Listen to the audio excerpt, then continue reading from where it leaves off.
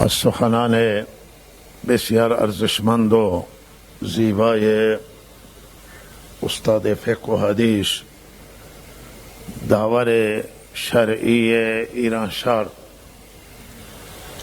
جناب مولانا عبدالصمد دامنی حفظه الله تعالی استفاده کردیم و وقت به پایان رسیده است. فقط یک دو سه تا جمله خدمت شما عرض بکنم که امروز بیشترین مشکلاتی که در ما مسلمانان هست و کوتاهی هایی که ما داریم، کوتاهی در عمل هست، عمل به شریعت، عمل به سنت، کمبود اخلاص هست، کمبود للهیت هست، ضعف ایمان و ضعف عمل.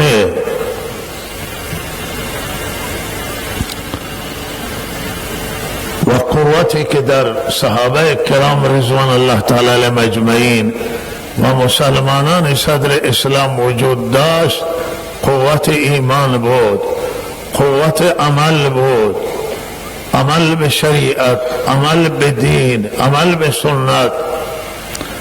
اونها از راه عمل به الله رسیدند، سعادت دنیا و آخرت را کسب کردند،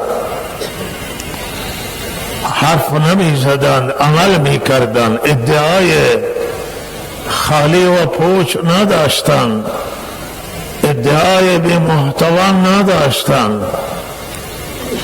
سیمای صحابه در لباس نبود، سیمای صحابه کرام رضوان الله تعالی علیهم اجمعین در عمل بود. سیماهم فی وجوههم من اثر السجود، اثر سجده و نماز آثارش را در چهره صحابه به صورت نورانی و نور گذاشته بود. نور اعمال و نور ایمان، نور عمل به سنت، نور عمل به دین سیمای اونها بود. و لحاظ هر کس میدید صحابه کرام رضوان الله تعالی علیهم اجمعین را محبوب میکرد. هر کس رسول خدا صلی الله علیه و سلم را میدید محبوب میکرد و دوست میکرد و محبت آن حضرت صلی الله علیه و سلم و محبت صحابه کرام اهل بیت اعظام رضوان الله تعالی علیهم اجمعین در دل مسلمانان، در دل مردم دنیا نشسته بود. مردم وقتی که اونها را می دیدن خیال می کردن که دوست خدا را دیدن، ولی زمان را دیدن، محبوب خدا را دیدن. و متاسفانه امروز او سیمای عمل و سیمای ایمان و سیمای تقوا و صفات های زیبا امروز در زندگی ما مسلمانان نیست. حرف سنت را میزنیم اما عامل به سنت نیستیم، تاکید میکنیم بر عمل به شریعت اما عمل به شریعت ما سسته، ضعیفه.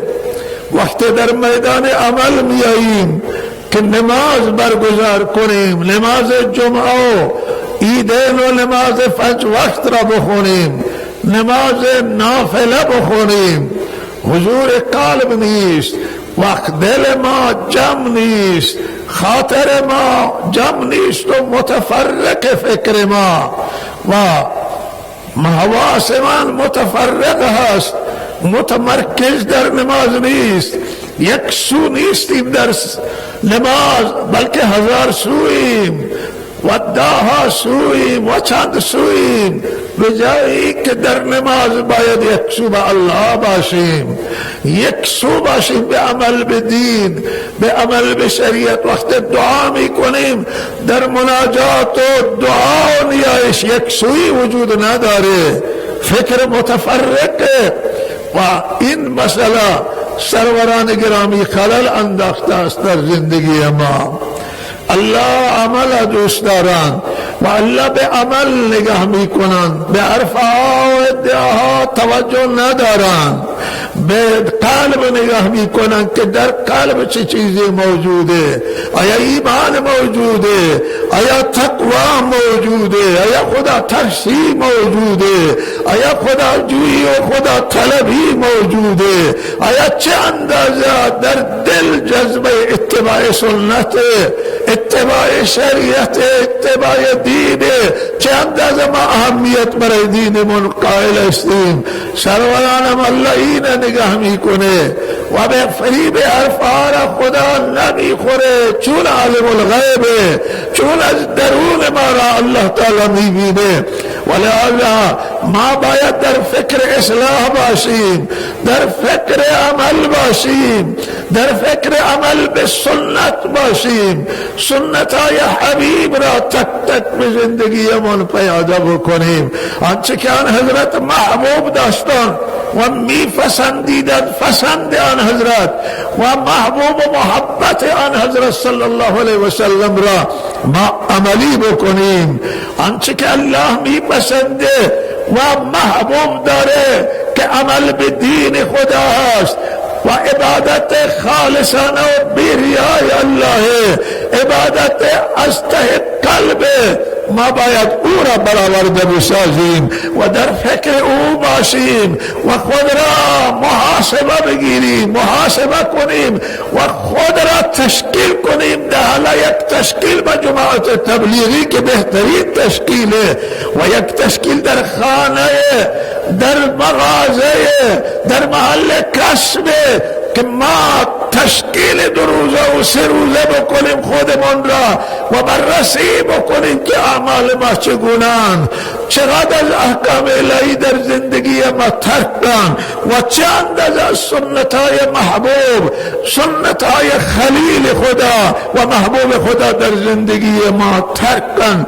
برگردانیم خودمون را به سنت، برگردانیم خودمون را به شریعت، برگردانیم خودمون را به مسیر تقوا، به مسیر خدا ترسی، به عمل به دین و توجه به دین و تشکیل کنیم خود را در خانه. ببینیم وضعیت خانه ما چطوره، بچه ها نماز میخوانند یا نه، صبح بیدار میشن یا نه، وضعیت خانه چگونه است، اسراف در خانه چگونه، عمل کرد در خانه چگونه، آیا این خانه غفلته یا خانه ذکره، آیا این خانه یک مسلمانه یا نه، این خانه یک فرد عادی و فردی که از اسلام توی خانهش خبری نیست و یاد خدا نیست.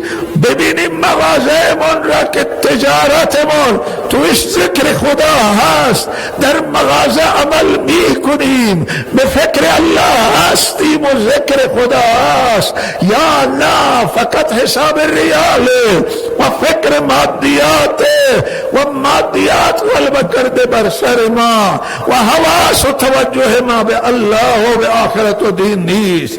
ولهذا عزیزان من نگاه کنیم که چه اندازه دروغ میگیم، چه اندازه وعده خلافیه، چه اندازه عهد شکنیه. ولهذا اینها را همه ما باید جایزه بگیریم، ما باید محاسبه بگیریم، نفسمون را آزاد ول نکنیم.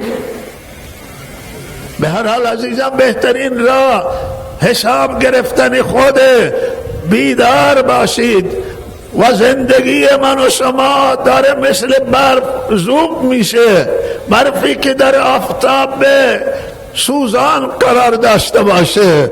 چگونه این برف ذوب میشه و این سرمایه از بین می رود.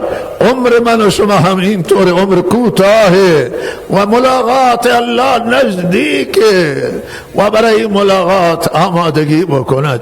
کمال غفلت و کمال اشتباه کامل عزیزان من که ما غافل باشیم و ما موت یاد نکنیم و شما در فکر ملاقات رب العالمین نباشیم. تنها عمل درد میخوره، تنها تقواست، تنها عمل به شریعت و سنت، تنها اتباع حبیب محمد امین رحمت صلی الله علیه وسلم هست، تنها اتباع صحابه کرام، پیروی از این بزرگان نمونه دینه که میتواند مایه نجات من و شما باشد. فکر کنید عزیزان من، دعا کنید که الله اعمال ما را صالح بگردانه، دست خالی ما را نبره به دار آخرت و ما را الله ناکام نکنه در زندگی که زندگی ما تلف بشه. ماشاءالله برای عمل تلاش کنید، گریه کنید، در دل شبها بلند بشید و گریه بکنید. و عزیزان من، افسوس و حسرت ببرید بر کوتاهی ها و توبه کنید و عمل اصلاح کنید.